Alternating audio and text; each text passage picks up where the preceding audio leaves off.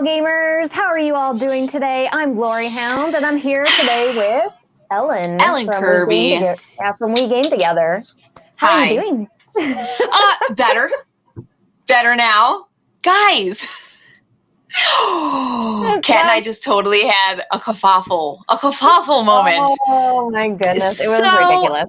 That was cray-cray. Okay, seriously though, I don't care what Randy says. When a panic moment happens, I hone in and I get very like, it's because some people I can't really handle stress very well, but I can handle like extreme stress. Not that this should be extreme stress, but like my mind cleared and the clouds lifted and I was like, oh, I know exactly what to do. And I was like turning stuff off and restarting stuff and getting onto the internet and like all, and I'm like, I know this is what Randy would have me do. And all of a sudden GloryHound's like, wait. And she clicked something and she's like, okay, I can hear you now. Because my sound left. It's on my end. I felt so bad. Was it officially on your end? Was it actually yours? Okay. Yeah, so, that makes me feel so much better. I pressed the button and then I apparently muted everything. And I was like, why can't, it's so weird. I'm like, I was just heard, Ellen. I'm like, I'm such a noob. Yeah, but I could see your face determined. You're like, I got this. Like, yeah, I knew it. I just posted that we're live now. I had my phone because I'm like, I don't even know what I said. I was like, I'm live now on GloryHound's channel, so come on. Well, hello to everybody in chat today. Looks like we have Battle Cry in chat. Omar's in chat. How are you all doing? Hi, Omar. Hi, Battle Cry. For being here on our stressful day. So we're here to talk about like regular stuff in board games. So first off, let's talk about your amazing eyeballs. You got your eyeballs all done. Thank you. My amazing eyeballs. Yeah.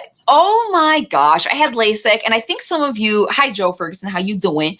I know some of the people in the chat already heard this, so I won't go over all the details, but I had LASIK eye surgery a week and like a week and like 3 days ago. And it was the scariest thing I've ever been through in my life. So there's that. But as time goes on, my vision just keeps getting clearer and clearer and clearer. And today it's pretty epic. I can like see you, girl. I can just like see you. It's amazing. You're like, so, I can just see everything. I wake up and I see things. It's amazing. It's great. I always wondered what it would be like to open your eyes after like waking up in the morning and you can see. It's honestly a miracle. It's a miracle. No more looking for your glasses in the morning. Like I'm super jealous, but I'm also super nervous because that is something that like I am deathly afraid of. I hate surgery stuff to begin with. So like somebody going in there with my eyeballs and stuff, I can totally relate to you being like, this is the scariest thing I've ever done. Let me just tell you, I think the scariest part was when the suction cup went on my eyeball. No! And like, you're like affixed to the spot and you're just like, you want to run. I had this moment where I was like, get up, just leave, you can quit. And then they did the one eye and I was so scared. And then all of a sudden they flip me around. They go, okay, now time for the other eye. And I was like, how am I not going to kick them and scream and run? How? I was questioning like all my life choices I ever made. I was like, I'm never going to see anything again. It was ridiculous. And I'm not even going to lie. Like it was the scariest thing. And everybody who has gone through it, was like encouraging me to do it was like, it's so fast. You're in and out and it's like no big deal. And that is true. I was in the room for maybe 10 minutes, but you are met with equal amount of intensity. So that 10 minutes is so fast. 10 minutes. Scariest thing I ever did. Yeah. Scariest 10 minutes. And Randy put this really interesting. I didn't hear him articulate this until yesterday on our live stream. He's like, your face was really crunched in. Like everything was very smushed in. I'm like, what? He's like, he took a picture of me and I looked at it and my whole face was like, because I was like, and it was an involuntary, like facial muscles were tightening up because I was so stressed and I could not unfurrow my brow for like 3 days. So I was just like, so Joe says, that's terrifying. What does the suction cup do? Dude, I don't even know, man. So I don't even know. They have to like cut into your eye and then they lift up the flap and then they do stuff under there and they put the flap back down. So I'm sure the suction cup is because of that flap there that they got to lift up. So I mean, they don't want you moving like at all because they don't want you looking around with your eyeballs. So I think the suction cup is literally to just keep you in place because after that's there, they put this like little ring, like spongy ring in your eye. and then they cut, and then they flap you, and then they stand you up, and they make you walk to the other side of the room with your flaps flapping. No, I was like, when they told me to stand, I was like, no. How am I going to make it from here to there? You want me to walk? My eye flaps are open. Like, yeah, my eye flaps. It was so scary. Oh my God. So then and then I heard the laser, which like it has a sound. It's like, zzz, you know, and the doctors were like amazing. And they're like, you're doing so well. This is going perfect. And they're talking like this, like I'm at a spa day. And in my head, I'm like screaming and crying. Yes. I can't move. So then, you know, the laser thing, and I could smell my burning eye, which was ungodly. It was ungodly. Know if I would be able to do this, because I went to get my wisdom teeth out, and I was like, okay, I'm going to do this. It's something I got to do. It's like a medical procedure you have to do. I go in there, I'm going to get them out. And my brain flipped. It was like, not today. And I was like, today. I was in the chair, and they're like getting ready to put the IV in and stuff. And I was like, actually, I got to go, guys. And I started getting up, and they're like, hold her down. Hold her down. Oh my. Like, administer the drugs. And so knock her out. Yeah, they basically knocked me the heck out just to get it done, because they saw me in my escape plan as it was carrying out. Yeah. I was like, actually, not today, everyone. I've changed my mind. I'm okay with wisdom teeth. I'm okay with just like rotting teeth in my mouth. Yeah, like it's fine. I'm fine, everyone. So yeah, that's the only reason why I have not done LASIK, is because my flight's very strong. Okay. Your flight is very strong. Again, there's no restraints. They don't, you know, I guess they could knock you out, but they don't want to, because they want you to like be able to function after. I think there's a very specific reason they don't want to like knock you out. But like, you know, when I had 4 C-sections, you know, that was scary, but you can't move. You're just like kind of like flopped there. Yes. But for this, like I could have gotten up at any second. Like, what do they do to keep people from getting up in the middle of getting your eye cut? Like, I don't get it. Yeah. Yeah. You can't walk during a C-section. You're just like, well, I'm just here. So this is happening. You're completely paralyzed from the waist down. I would rather take another C-section than get my eyes worked on again. That's saying something. Truth be told, it was the scariest thing. Maybe I'm just a wuss. I don't know. It's because it's your face. It's like your eyeballs. Yes. Yeah. Mm-hmm. Yeah. I will say, I got in the car, and Randy goes, "Oh, how did it go?" And I just started crying, because I was shaking, because it was the most like traumatic. I couldn't believe that I had gone. I could not believe that I walked in like, I'm ready to do it, and I came out like. I'm so sorry. I started crying, because I'm like, what did I just do? But you guys, let me tell you, I'm loving my vision now. So 10 minutes for the rest of your life. Worth it. Yeah. Oh gosh. And I'm like, what does a touch-up look like? Is it kind of the same procedure? And I was like, please, no. And he's like, yeah, kind of. I'm like, no. But he said it's actually less intense, because they already made the incision. So they're just working on what they've already done. So there's like a part of the procedure that they don't have to quite do again, which is nice, but horrifying. That said, I would do it again, because my eyes are perfect. Hello to 2020. Everybody who came in late. We got Andrew and Joe Ferguson and hello. DVA Mechanics. How are you all doing? Yeah, sorry. What traumatized us this week with Ellen and GloryHoundd. Yes, get traumatized. I'm really glad you got it done, though, because it is one of the most freeing things, not being able to have to worry about your glasses, especially if you have really bad vision where you can't actually see your glasses to get them and stuff. I can't even imagine the difference that makes. And honestly, I think what maybe would make you feel a little bit better is you have a whole consultation. Like they look at your eye health and make sure you're even a good candidate. I mean, these eye doctors where I went are really good. They're super thorough. If you have anything wrong with your eye, they like give you all the risks, and you don't just walk in and do it. You know, it's very procedural. It's very structured, but scary. Yeah. Well, I'm glad you got it done. That's amazing. Thanks. You're gonna have so much fun with it. Like swimming, everything.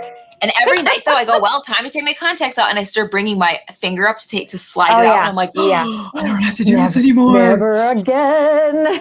It's crazy. Yep. Never again. You had a very, very fun last few weeks. So I did. I think we went ahead and went to a board game sale where I'm very proud of myself. I'm very proud of myself. We only got one board game. So we got rid of some of the games in our collection because we just don't have the space for them. Okay. And usually at that point, it becomes almost like a 1-for-1 trade. It's like, yay, I'm getting rid of stuff. But then also we find a bunch of things we want there. But I was like, not today. You're not getting any. And then, the doctor started wandering out. And I was like, you get back here. You get back here. Get your tail end back over here right now. Don't even look at anything right now. And that's dangerous territory. Yeah, we were able to avoid collecting a bunch more, and we ended up only picking up one, which was Awari. Have you played Awari? No, I have not. It's a Thunder Griff game, I believe, and I have not played it yet. Like, we got it. It looks really amazing. I'm excited to play it, but I'm really proud of myself for, being so good. You should be. You know what? I think people don't tell themselves they're proud of themselves too much. Like, you should be proud of yourself. That is a big deal. And actually, can I ask, what games did you get rid of? And was it many or just a few? It was a bunch of them. So because, since we do content for people and stuff, we just have a lot of games. And our house is very, very small. It's like 1,000 square feet. So ours is like 950. Yeah, having a bunch of board games in your collection is just not something we can do. Like, we have to make really tough choices. It's between is this a good game or a fantastic game for us? Or is this a game I'm going to play with my spouse and I really, really love it? Or does my spouse not like playing it? So even though I really love it, I have to get rid of it. So how do you get rid of yours? So we usually take them to... in Arizona, we have plenty of groups here that do secondhand board games. So people, will play them a few times, then you'll go and resell them. And we usually mark ours down because we're like, man, somebody else free to enjoy these games. We just want other people to get out there and be able to play games and stuff. So we go there and we end up selling them really inexpensively, and then we go back to Kickstarter and buy more games usually. Yeah. Well, I understand that. You know what? I don't know. We have a huge stack of games upstairs taking up closet space that we're trying to get rid of. Randy posted them. Gosh, I don't remember if it was eBay or something. And then we tried a trade thing, and we've sold a few to friends who come over, but we still have a ton. I don't know how to get rid of them. We're really lucky that we have some companies in the area that do these board game things. And it used to be Arizona Game Fair. Now Silver Key Lounge is doing it. So if you're in Arizona and you're in the Phoenix area, or we even have people coming from Flagstaff and Tucson and stuff that will come to these things just because they're so good. There's a ton of people there, and it's a fantastic place to get Kickstarter games maybe people didn't want to play that, they have the big boxes of, or just that trading of games. The trading is so nice, because I know when I go there and games are going out, usually, like I said, lots of games are also coming in. So it just becomes almost a 1-for-1 trade. I understand the small house deal. Our house is very, I love Nathan's advice. He's like, just be super picky and then you'll never buy anything. Right. I mean, that's actually very good advice, because if you're super duper picky, you're not going to bring it in. Yeah. But our house is dang small, and we have 6 people living here and a dog. Not to mention my autistic kid has a therapist here all the time. So it's just constant bodies in the house. And there's a lot of people. That's a lot of people. So in the basement here, we have all these shelves going across the entire wall, and we got Calic shelves in the boys' room. So but I am getting more picky. I actually have found that Randy and I have purchased less and less games over time, because we are getting a lot more picky, and we have a lot of board gamer friends who we share games. Yes. And that's so nice to be able to do that. Somebody in the chat said, just donate them to the library. I think that's a fantastic idea. I think it's a really good idea too. At that point. Yeah. Share the love. You're not always going to sell everything. And we've had them for so long that I love that idea. Absolutely. Hey, Panic. We'll do that, or the boys and girls clubs sort of thing. I've been thinking about trying to do a boys and girls club, or cool. My mom just moved into one of those 55 and older communities and stuff. I'm like, awesome. I can drop off some fun ones there that they might like and stuff. So kind of picking, younger games over here, games that, might do well with older people over here and stuff. So sharing those games out to the world and stuff like that is also really nice too. That works out really well. Nathan asked, what was the name of the Dragon Ball Z game that you played with the kids? So yesterday my kids wanted to play video games because that's what they do. I actually forced them to go to the park. I said, get on your bike, go on an adventure in the neighborhood. I don't want to see your faces for an hour. Yes. So they ran around the neighborhood and did a bunch of stuff. And then when they came back, I said, chores, brush your teeth. I want to do devotions with you, have some Bible time. And then we're going to play a board game. And they're all like, no, like they were so mad at me. And I'm like, if you want to play a video game, you're going to play a board game with your mama. So I let them pick it out and they came up with Dragon Ball Z Power Up. And I was quite surprised at how fun that was. I mean, when you're setting it up, it's got like a big stair step ramp and you're literally like powering up. You're like walking up these stairs. Ooh. And it seems finicky, or not finicky, fiddly and just a little bit but after we started playing, I'm like, this is actually really fun. So everybody gets these, I know, I was like this. And actually when we were done, my son Travis, who's normally like, he doesn't have a lot of patience for this kind of stuff. He's like, Mom, that was actually really awesome. And I would totally play this again. I was like, it was such a good moment. You found a new one. It was such a good moment. And we learned it too. We learned it. We opened it brand new and learned it together. And I found some guy on YouTube who was trying to like explain the game. And I'm like, dude, you sound like me. This is no good. Like, you don't know what you're talking about. And that's exactly how I sound when I try to describe a game.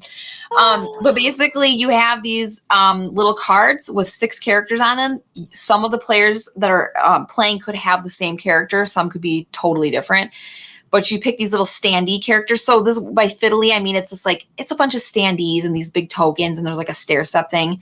But you put them all. Yeah. There it is. There we go. There we go. So you take turns placing the characters and you have access to only 6, but you can only place 3 because we're playing a 4-player game. Yeah. See those little stairs? So you place them on those, you go in a circle, and then whoever like makes it up to the top level, which is level 10, you can decide then and there to vote yes or no if they're the champion. And if one person says no, that champion at the very top goes off the board game and you keep working your way up and powering up. So going up levels. And as you go up, you acquire tokens that can give you like immediate effects. And actually where the strategy comes in is sometimes you don't necessarily want to be the champion and get those full 10 points. You kind of want to like figure out where all your people are that you place. And if you really like the amount of points you're going to get, you can try to end the round by like naming someone a champion. Yeah, it was really different. I like that. Yeah, very cool. That really changes the way you play whenever you can do that. Yeah, I thought it was really cool. And then somebody told me it's actually like a remake of a game called King Me, I think they said. Okay. That's like older. And then there's a Mario version of this as well. But oh my gosh, my boys loved it so much so that we went on to play a game of Chameleon after. So I played 2 board games with my kids. It was amazing. So, I do have a question about the game. So since you have all those like little levels, do you have to build all those levels, or is it something like you just take out of the box? You do? Oh my gosh. You build it. I know. And the guy in the video, his were like falling apart, so he super glued it together. I will say we had really good I know. I was like he's like, I'm like, you're never tearing that down, you know. It's gonna stay. Yeah. Put up like that. Ours actually worked really well. Really, really well. It was super easy. There was the 2 stands and you just slide the little planks in, and ours worked. So King of the Hill, I've seen the Mario version is what James says. Oh, I thought it was called Mario King Me. Version? Huh. Yeah. It's amazing. That would be fun. So sometimes these IPs, especially whenever they're with like pop culture or video games or something like that, it's a perfect way to draw the kids in. Then you get them in, and then they play the board games, and then you play other board games with them. Yeah. And that was the thing. I told him to go pick out what game they wanted, and they came back. We've never even opened it. I think he got it for his birthday in October, and based on the theme, he wanted to try it. So. Oh, that's awesome. Yeah. Well, let's see. Your Panic Game says, I'm making my child play a game with me on Saturday for his birthday. Exploit that crap. Birthday, you will play games with me. Happy birthday early. And what game are you going to make her play? That's right. That's a tough one. That's a good question. I'm all about exploiting that. Yeah. I have a super amazing game to tell you about. Oh my gosh. I'm so excited. I'm so insanely. Let me pull it up. Okay. You know, I like social deduction games, yes, right? You do. Okay. Also murder. Murder. Yes. I love games also where murder. You can murder people. Very and important. Vampires. Okay. Also, you can murder people in this game. So also there's like already a 1 level step up here. Nice. A prerequisite for GloryHoundd is death. You have to have a little death in your game and go totally as long fine, as someone's dying, I'm good. I also really love trick-taking games because it's super easy to get people into a trick-taking game because the majority of people are already kind of know how to play trick-taking games. So it makes it so you can play with a lot of different people. Well, I was introduced to this game just the other day. It is brand new, spanking new, like just came out, called Shamans. And this game is a trick-taking game that has the social deduction portion of it. You can play with 3 to 5 players. If you play with 5 players, there's 2 bad guys. If you play with 4 or down, there's only 1 bad guy in it. But in this game here, you play tricks. And when you're playing tricks, you don't have to follow suit. If you don't follow suit, though, you have a little pawn that moves down towards the bad guy's side. And if the bad guy runs it off the table or it gets ran off the table, the bad guys win. But if it stays on the board, then the good guys win. And I'm like, oh, okay, this is really cute. Like, you know, if you end up throwing off because you don't have the suit in your hand as a good guy, you look kind of suspicious sometimes. But there's also player abilities in this here. So the player abilities that you have, you can actually murder a player. So if you think that you know who the bad guy is, you can murder that player through the game by trying to finish out one of the cards that have already been played, one of the suits that have already been played, and then you can murder somebody. But if you don't get the bad guy, all those cards that were in their hand then go towards the bad guy's side, where now you're racing that pawn back towards the bad guy's side. So they get closer. Oh, that's cool. Like to winning. So like it was incredibly genius the way the mechanics worked in it, because it made it so you absolutely probably did not want to murder somebody, you know, that was good at the table. But the bad guy had a really fantastic time of playing out their turn because not everybody could match suits every single time. Cool. The cards went anywhere from 1 to 6 to 1 to 8. So they kept the suits very, very small in that. And so sometimes you really did just have to throw off on those. Is this a newer game? It is brand new. It just came out. And it was a remake of another game here. So let's see here. Hello, Jim. How are you doing? Hi, I can't remember the game here. I thought I saw the little thing for it. Let me see. There's another game. Oh, see, and this board is so pretty. Oh my gosh. That is really pretty. And I was just going to say those cards are, there's something I love about them. And I was trying to figure out the word. I like it. Maybe that's it. The colors are so, it's almost like you're in a dream, you know, or something. Yeah. Like those really like little bit muted colors, but like very pretty. Yes. And then the board has like metallic, like all these little dots on here have like a metallic sheen on them. So the board's all pretty. And like your little pawn, I love that. It's marked there. If it's 4 players or 5 players, so you don't have to look it up. You just throw your pawn on there. It was like so nice. And then here's the other thing with this game, which I really, really loved, okay? There's more. But wait, there's more. But wait. So obviously, as a good guy, you want to kill the bad guy and get them out of the game because all the good guys will score 2 points. But if the bad guy wins, they score 3 points. If you get killed and you're either, you know, a double bad guy and there's another bad guy in the game, or, you know, you're a good guy and you get killed, you don't get to collect your points. So as you're playing several rounds of this game and it gets towards the end, players will get close to point totals. And then you might want to kill off somebody on your side just so they don't get points to win the entirety of the game. So interesting twist. Right. You can be insanely dirty and you don't realize this until you get about halfway through the game and you're counting your points. And you're like, oh, I have 7. I'm this far away from winning. But that person over there, like they have 1 more than me. And like I could possibly you take them out of the game and win this game. Time to murder. Even if they're the same as me. I just have to time it just right. Just right. That's fascinating. That sounds really kind of mean. Yes. Does it have a mean feel to it?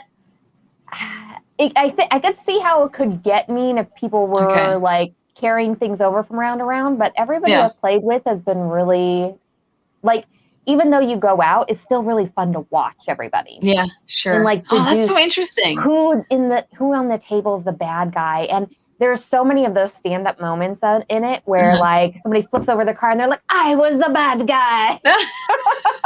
And they all say it with an accent. I was the bad guy. Yes. I love that. My kid actually played this game with us, and they like had the most epic like end game I was the bad guy reveal ever.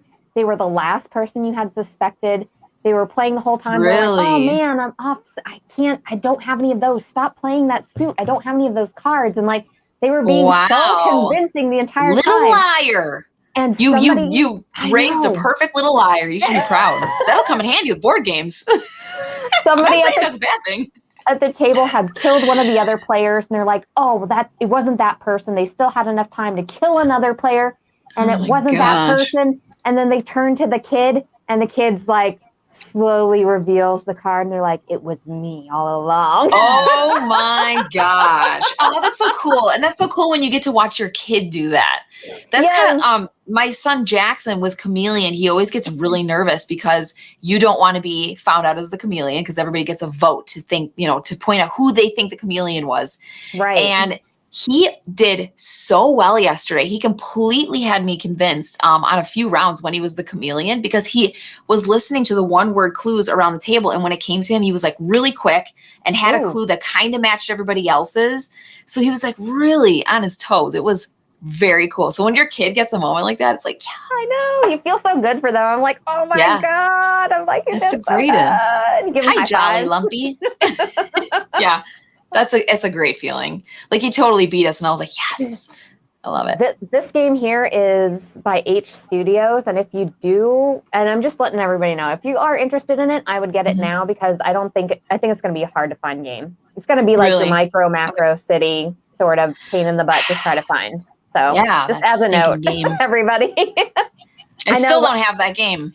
Last time I had checked, Miniature Market had 20 of them in stock, and I went ahead and like, at the time I had got one, it was the only one in stock, and then like 20 more just came in. I'm like, ooh, those are gonna be 20 lucky people, because like I looked all over the internet trying to find one. So dang. Well, if you see Micro Macro, like, shoot me a message, and I will totally send you a message. Snatch that up, because I so want that. I love that. That was so fun.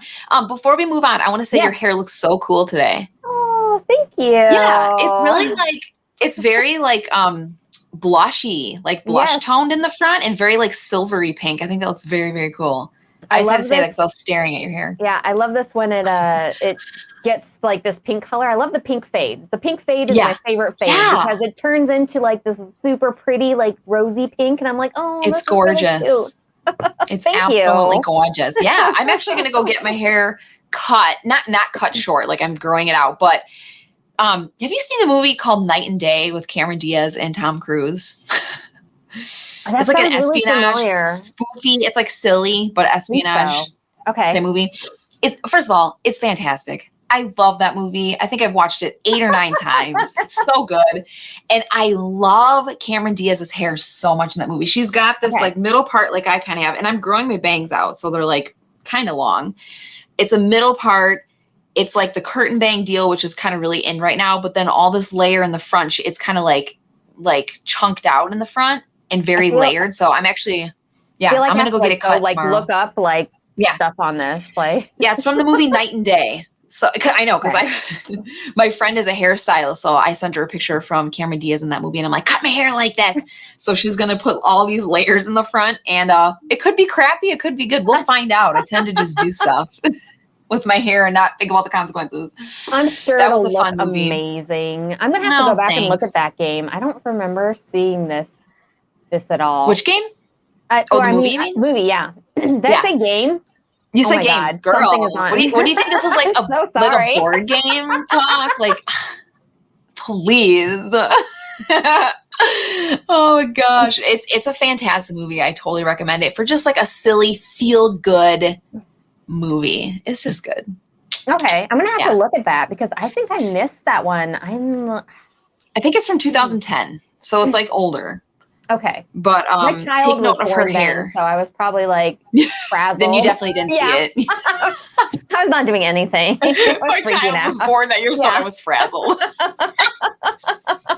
That's hilarious. I have things very on my mind. Clear and definite like memories of being frazzled on all the years that my kids were born. I wonder why. Hello, Marie. The Glory Mom in the house. Glory Mom is the best. So that's my mom, and she supports me in all my board game endeavors, and she always says hi on all of our streams. I appreciate it. I love you, Mom. That's your mom? Hi. Yes. Hi, Mom. Where's my mom? Now I want my mommy. Actually, every time my parents like pop into one of our chats, I'm like, stop everything. My pa's here. Like I turn into a psycho and how's it going, Dad? Do you guys want to hang out later? Right? They live like right down the road. So whenever you're streaming and you know people online, they pop up. You're like, you want to continue that conversation a little bit and be like, hey, you're coming over next Friday, right? Like, we'll see you then. It feels so good to see a familiar face in the chat. I love that. Oh my goodness. What did you end up playing this week besides Dragon Ball Z Power Up? Which was totally impromptu. I loved that. I'm gonna do that. I'm playing that again. I'm gonna force my kids to play more board games. I think there's nothing wrong with that. You should unabashedly bribe them. They end up liking it in the end. They do. And actually, Jackson and Travis loved it so much. I feel like I can get my hook in them. I feel like I can sway them, manipulate that situation. So we had a friend over. Okay. And we played you can't see anything from here. Super Mother Load. Okay. Super Mother Load. Oh, yeah. Super Mother Load. I know. And actually we discussed the name and we're like, why? Why is it called that? Because the only thing that I can think of that it matches like the theme of the game or like what you're doing in the game is that you're digging for treasure. And so when you strike the mother lode, like that's kind of what I thought of it as. This was kind of a game that we purchased kind of early on.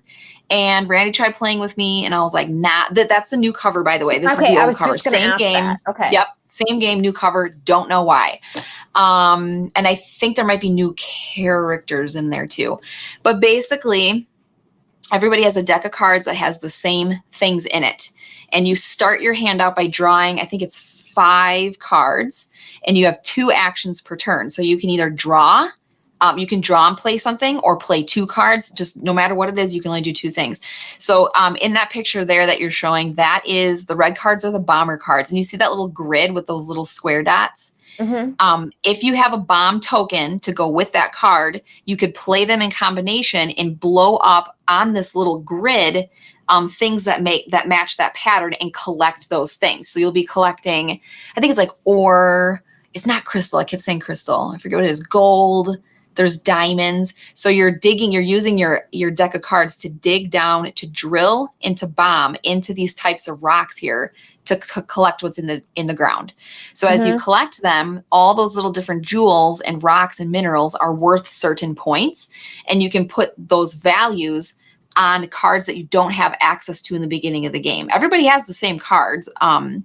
But they're not a part of your hand until you're able to purchase it. So that dude right there is 15. If you see up in the upper corner, it says 15. Okay. So you want to collect like gold and the diamonds and the crystals to put on him to equal 15. And you can actually overpay in the game. So you want to be careful about where you're spending your money because you don't want to like majorly overpay.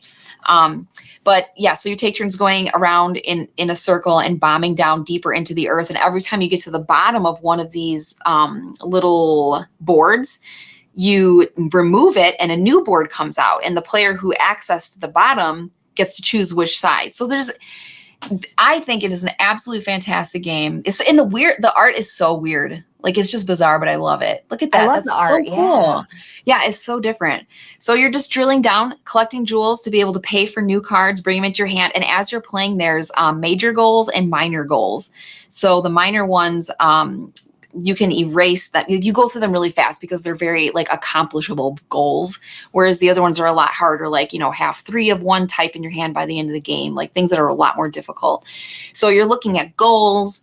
You're looking at getting cards into your hand because they're worth points at the end of the game. And it's kind of like a race to get to the best spots first. That's really and you have to work off of where you've already bombed. So those black blanked out spaces are where people already drilled and bombed. Okay. So you have to continue to work off of that as you go down. So it is a fantastic game.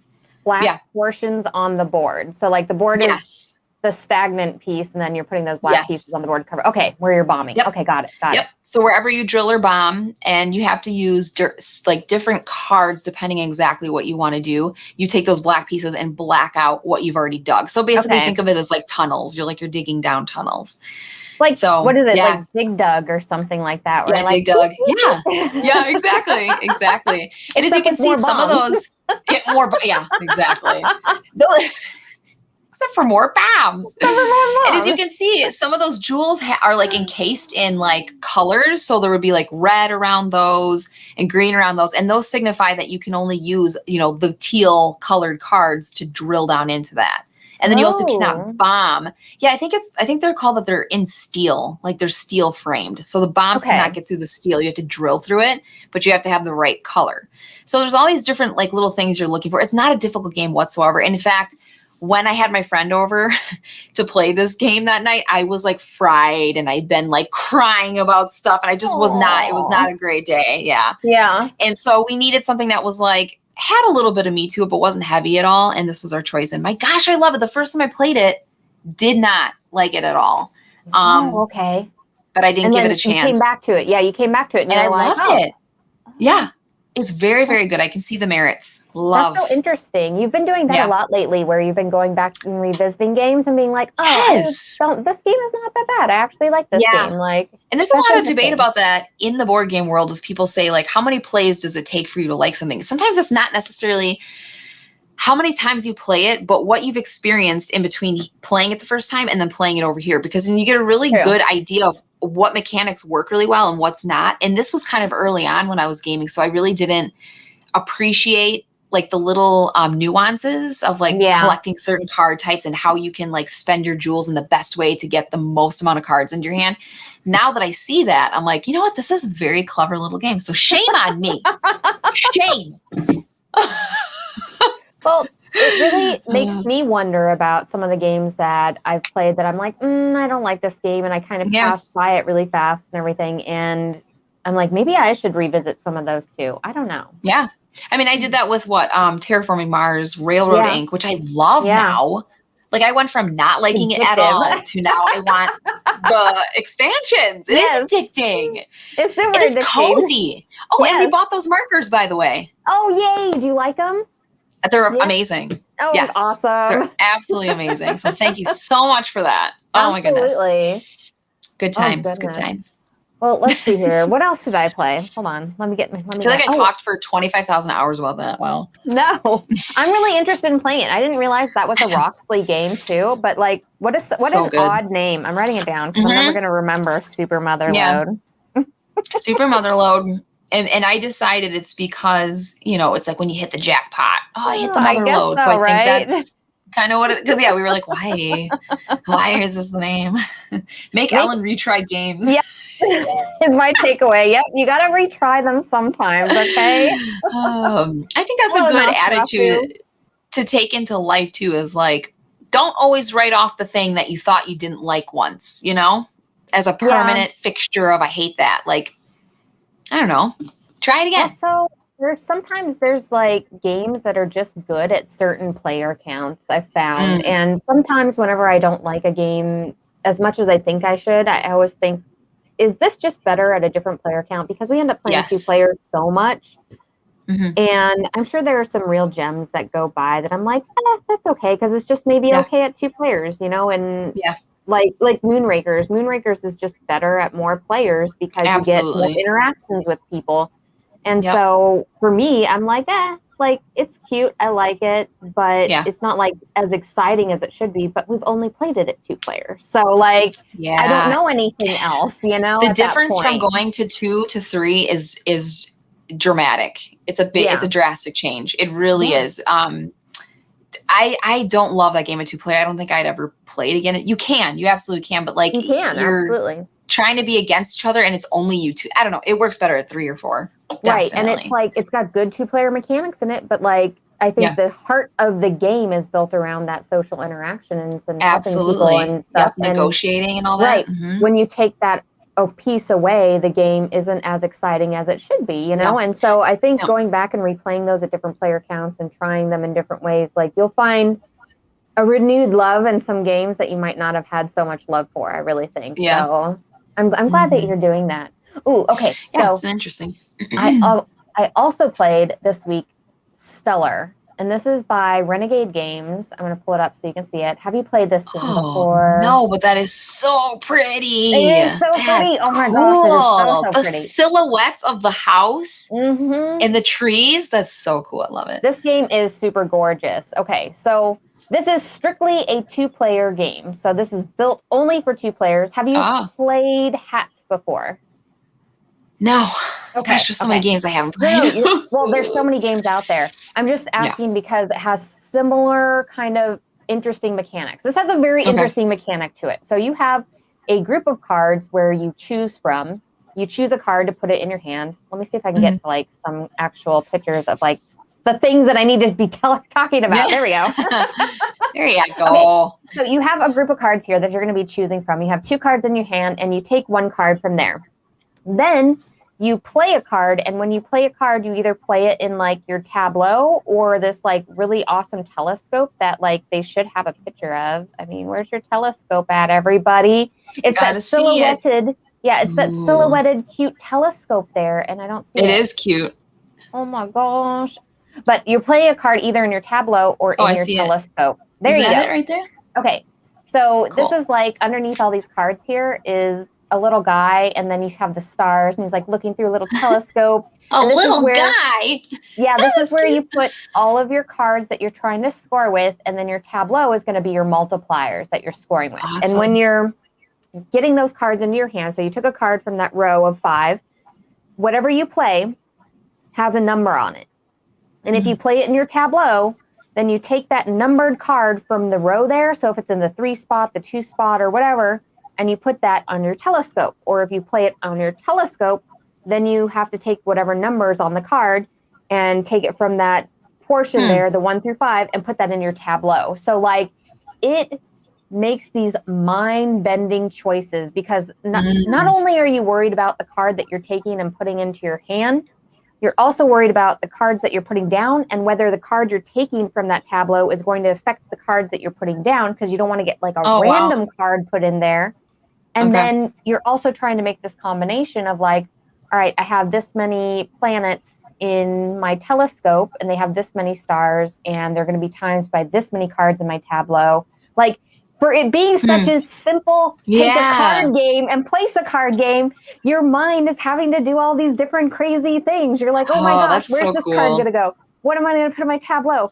Am I going to be able to resolve these cards over here and get points for them at the end of the game? And then for endgame scoring, they also have the top portion, the middle portion, and the bottom portion of your telescopes. The numbers on the cards there, you want to outdo your partner in that because you're going to score like 10 extra points for that, and then 10 extra points for the middle row and the top, and then 10 extra points for getting kind of like one of every type of stellar intergalactic thing in there, you know, like your planet and all the different types of suits, I guess. So you pretty. Know? Yeah, and James says interesting choices for sure. And I think that's so important in a game. It doesn't have to be like this huge grand game. You can have a simple concept, like you're saying, of get a card, play a card, you know.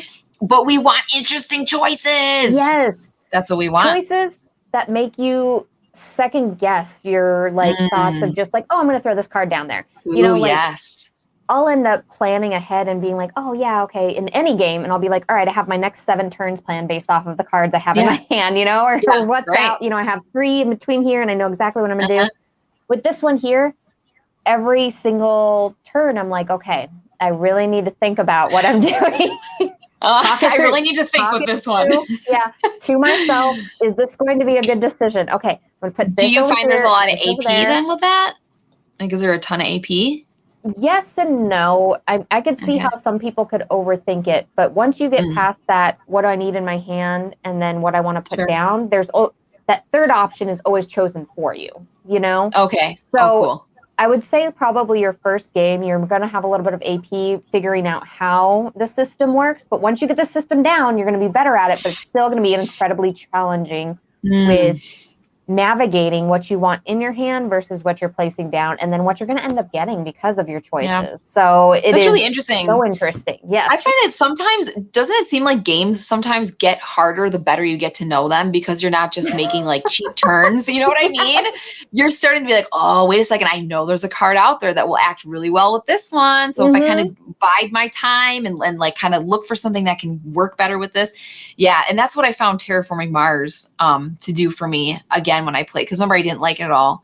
Played it again, loved it. And I wanted to play again immediately. And I did really well but it was harder because I knew what I needed to look for, and I didn't want to compromise my turns and just put crap out because I'm doing it. Like, I wanted to really make it a great engine, and it became like, more challenging. You're trying to like maximize what you're doing. And in that you get wrapped up in like what you're trying to get accomplished throughout your turn. So absolutely, that can happen with that. Yeah. Absolutely.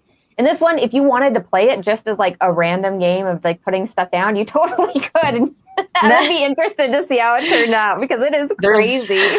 Lots of games you can do that with. One in particular. And this is, you know what? This is another story, another turnaround story, is we played Great Western Trail.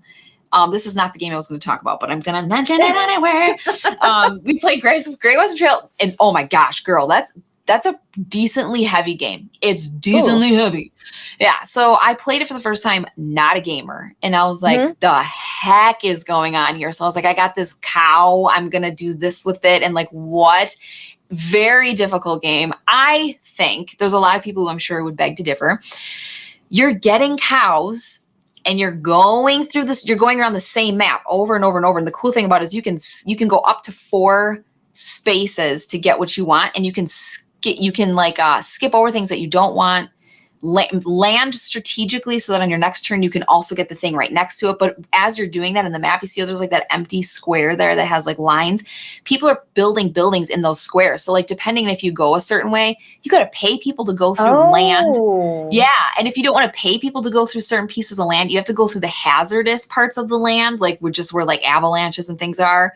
And then you're paying in that way. It is a really, really tricky game. And the first time I played it, I was just like doing stuff. I was just moving my guy. And then as I got to know the game better, I started realizing like how important it is to have cows. Like, you don't have to go cow strategy, but the whole point is you want to get collections of cows. Strategy. You don't have to have the cow strategy, but it is optimal in your plan to get all the cows. The cow strat. Yeah. It's so great because there's like 8 different kinds of cows in it. I'm like, I didn't even know this was a kind of cow, and I live in Wisconsin. Like, this is cow land. What the heck? So you want to get these cows to the end of the map and be able to sell them, and that's how you like progress on this track. And you also want your train to keep moving forward, so you can have access to like bonus things as you go along the track, and you want to get really far in that too. So you're balancing like, do I buy and like get engineers to help me and go with more of a train route like strategy, or do I keep getting cowboys so that I can get more cows? It's a really challenging game because there's so many decisions to make. But it's interesting because you're just going around the same map over and over and over, but your choices can greatly change. And there's like a lot of ways to score points in that one. My whole point was, it was one that I played and I just kind of put stuff down. And then as you get to know it more, you're like, oh, wait a second. This is going to be really cool if I can just think it out a little bit and try to make like my train get to a certain place to get that bonus. It's a really cool little game. Have you played this? And I know there's an expansion that just came out. I have not. So here's my thing. I hate Westerns. So Same. And the doctor loves Westerns, and I feel so bad because the doctor always wants to play all these Western games, and I'm like, I don't even like Westerns, so why am I going to be interested in this Western? And I feel so bad denying the doctor all his Western games, but I'm going to try. I'm going to try this year to play more Western games because that's so nice. There's a lot of really good ones out there, I know, and I just need to get past my Western bias. It's because I'm from Arizona, and so like everything out here, everybody thinks it's a Western, like we're riding around on horses. Like, I don't know how many times I've gotten asked if living in Arizona has made you bitter against cowboy themed stuff. And like we have 6 shooters everywhere. I'm like, this is the 5th biggest city in the United States. You're like, I'm not a buccaneer. Horses? Like, so it's not the Old West. That is so funny. You're just over it. You're just sick of hearing about how you guys are like, that's so. I grew up with like Westerns. My mom is Southern, and that doesn't make you Western, but my papa grew up with like all those old like Western movies, and they still watch them to this day. Yeah. And like all my siblings are into it, and the only thing that I like that came out of Westerns is John Wayne. John Wayne is, there you go. My Western, is my horse. This unicorn or a horse? Okay. Well, it's a horse. Yeah. Okay. For my with unicorn colors. Time. Oh gosh. GloryHoundd is bitter. Would you expect Cowboys. A GloryHoundd horse to be any other color? Okay. I would not. I absolutely would not. As I was saying it, I was like, literally, it has to be purple. It has to. It has to be brightly colored. Right. But I don't love Westerns either. And I think that was a big reason that I didn't want to play. And I had no interest in playing Great Western Trail the first time that we played. And honestly, when we played it like a week ago, I was like, because I don't get excited about that theme.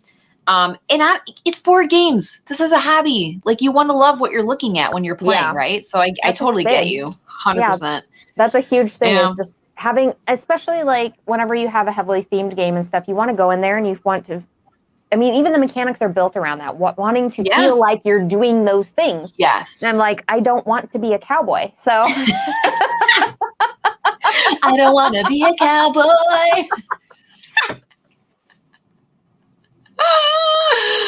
I get you so hard on that though. Like right now, totally. I don't want to be a cowboy. I don't want to be a cowboy.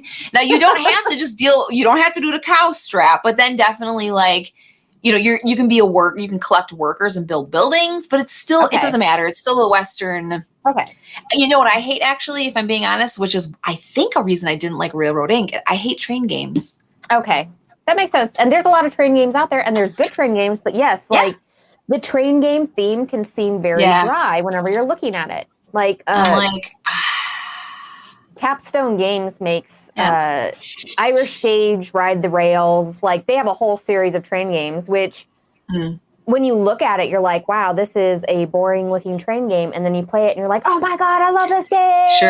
Sure. I know. It's so good. But it's so hard to not let your dislike of a theme dictate what you're going to play or not. Yeah, it's it's very difficult because James says, what about Western Legends? Have you played that? Because that one gets brought up all the time. I have not, but it's sitting on my shelf, so it will be played. It will be played eventually. It's sitting on my shelf. I'm telling you, I'm going to play some Western games this year. Panic says, just pretend that they're robots just like cowboys. That'll help. That may work. That'll work. Help. It's like Westworld, yeah. Yeah, Westworld, perfect. Oh my gosh. Yeah, it's difficult. But you know what I can't get enough of is like a classic, like you got your monks, okay? You're building castles. You're selling cheese monks and wine and wheat. Yeah, monks, castles, cheese, wheat, can't get enough of that selling that cheese. All right. Give me Trajan all day.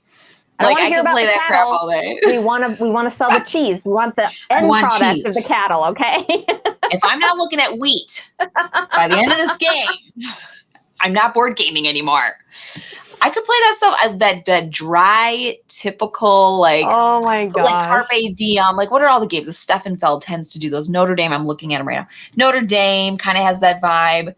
Carpe Diem, Castles of Burgundy. You know what I mean? Like that. Yeah. And Orleans, like Orleans. They all have that same sort of stylized look to them, where it's like an old world sort of look and feel to it. Yeah, and fantastic games though. But whenever you're looking at them originally, especially if you're a non-board gamer looking into it, you're like, this looks like a book. Yeah. This looks like I'm going to have to work for it. Am I going to have to read this? Hold on. I'm going to have to learn history. Boo. Yes. Some people tend to be turned off by that. Yeah, totally. I'm obsessed with, like, I love Tudor times. I love the Victorian era. So anything that's in those neck of the woods, like, I'm all about that. I love it so much. Yeah. I'm weird like that. I wish we lived closer so we could game together, because there's so many games that you mentioned that I want to end up playing that I might not have in my collection, because you just have a different style of board games. Yeah. Totally. Same thing, right? I'm like, we're so different. Yeah. We're so different, man. The games are so good. Yeah, the games are so good though. Well, I know. It's at the end of our time. Like we talked so fast, I feel like, through our time today, everyone. That went really fast. Yeah. Really, really fast. Sorry. I feel like I had a million things I was going to still talk about, but we can't. Right. We'll it's be here all because day. we skipped a week. It's because we skipped a week. So like we have the buildup of everything. Yeah, definitely. I should probably start plugging this now. And I have to reconfirm with her, but I will be having Paula Deming on my show, or well, with me and you as I host, the Tuesday after next. So I'm actually leaving for vacation on Saturday. We'll be gone. And that Tuesday that I get back, I'll be hosting you and Paula Deming on We Game Together channel. And I'll post about it too, just to remind everybody. But I'm really excited about it. That should be fun. Yeah, that should be a good time. Yeah, she's hilarious to talk to. Very, very fun. But yeah, we're leaving for vacation. I'm a little bit excited / really nervous. Well, because Wesley, my autistic, beautiful, precious angel of love that I'm obsessed with, is a flight risk. Frankly. And we're going to be in the middle of nowhere and there's bears. So like my mom brain is like, this is going to be crazy. I don't want that to overpower, my thoughts and my vibe about going on vacation. I want to give my other kids an amazing vacation too. It can't always be about Wesley, with his needs that he has. Though you worry, because you're a mom, you worry about that stuff. Like I worry. And when we go in June, it's up in the UP in Michigan. So it tends to be colder longer even than us here, just because it's more up north. And statistically, June is usually low 70s, upper 60s, and not that warm. And I know he's going to want to be in the water 100% of the time. So I'm like, Jesus, please let it be hot outside. Because I know I'm going to be down by that friggin' lake. Yes. 10 hours a day. I'll be down there sitting by the lake. So I'm like, please let it be warm. Oh my goodness. But yeah, I'm trying to just be excited. And you need the relaxation. Remember, you still need to try to relax and stuff. Yeah. It'll work out. Yeah. It'll work. It should be good. It should be good. Yeah. I get to fish and eat Little Debbie cake snack cakes. Yes. So I'm good. I'm good. I will eat many of those. Thank you for everybody who joined us today in chat. We really appreciate all of you being here and hanging out with us today. And so I guess we will see you in a few weeks. Yeah. 2 weeks. Let me get over to all my stuff here. Oh my gosh, I was so unprepared today, everybody. It's I've never done this before. The weather can be anything in Michigan. Absolutely. I mean, we've had so many times where it's raining sideways and 50 when we're up there. So I don't know what it's going to be. We'll see. Pray for me. All right, everyone. We'll talk to you later. Bye. Bye.